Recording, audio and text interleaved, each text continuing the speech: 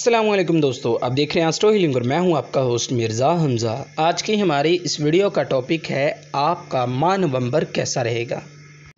बुरज कौस, इस माह सेहत और रोज़गार के मामलों पर ज़्यादा तवज्जो रहेगी।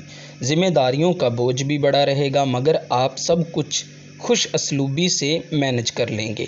अगर कारोबार में तब्दीली करना चाहते हैं या किसी जगह सरमायाकारी करना चाहते हैं तो ये माह इस मामले से मुफीद नहीं है। अपने कान और आंखें खुली रखें, आपके मुखालफिन आपको नुकसान पहुंचा सकते हैं और दोस्तों के साथ ताल्लुकात में भी इस माह आपको आजमाइश का सामना करना पड़ सकता है।